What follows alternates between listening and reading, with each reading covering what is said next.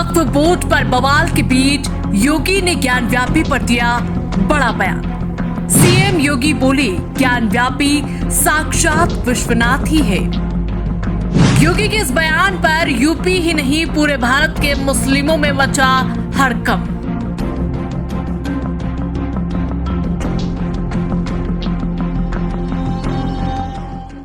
यह गोरखपुर वासियों का सौभाग्य है कि महायोगी गुरु गोरक्षनाथ जी ने एक लंबे समय तक गोरखपुर की इस पावन धरा पर अपनी साधना की थी, अपनी साधना से इसे पवित्र किया था और आज भी उनकी पावन साधना स्थली, उनसे जुड़े हुए उस समय के जुड़े हुए उनके वे चिन्ह आज भी यहां पर मौजूद हैं। उस परंपरा में आपने देखा होगा विश्वविद्यालय का कुल गीत की शुरुआत ही वहीं से होती है। तो यह संगोष्ठी भी निश्चित ही इस दिशा में, चाहे वह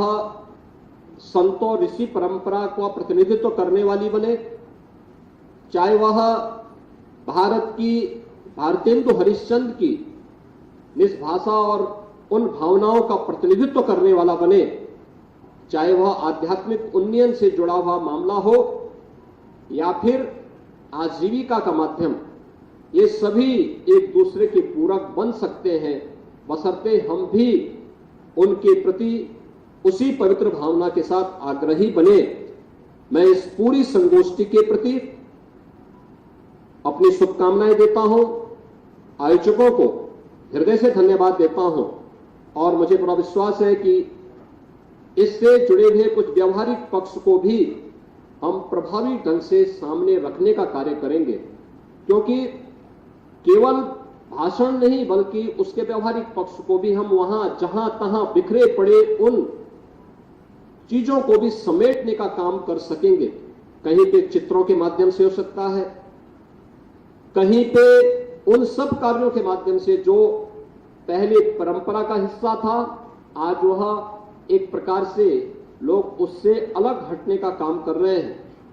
उन चीजों को अगर हम जोड़ सकेंगे तो आने वाली पीढ़ी के लिए एक नई प्रेरणा का काम कर सकता है। और मुझे लगता है कि महायोगी गुरु गोरखनाथ शोधपीठ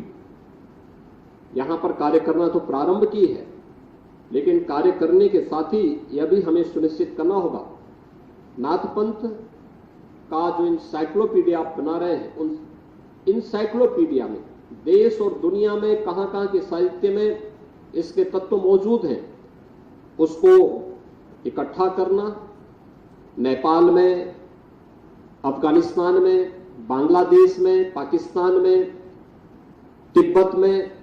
वहां के साहित्य में बहुत कुछ आपको प्राप्त होगा। भारत के अंदर उत्तर से लेकर दक्षिण तक, पूरब से पश्चिम तक पूरा साहित्य हर भाषा का भरा पड़ा है। उसे ला करके उस भाषा के साथ साथ उसे हिंदी और संस्कृत में भी और अंग्रेजी में भी अगर हम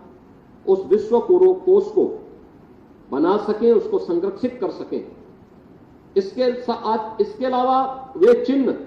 जो नाथ योगियों के द्वारा उस समय अपने जीवन पद्धति का हिस्सा और साधना पद्धति का हिस्सा बनाया जाता था, उसको भी हम कहीं से कलेक्ट कर सकते हैं। पुराने आश्रमों में होंगे,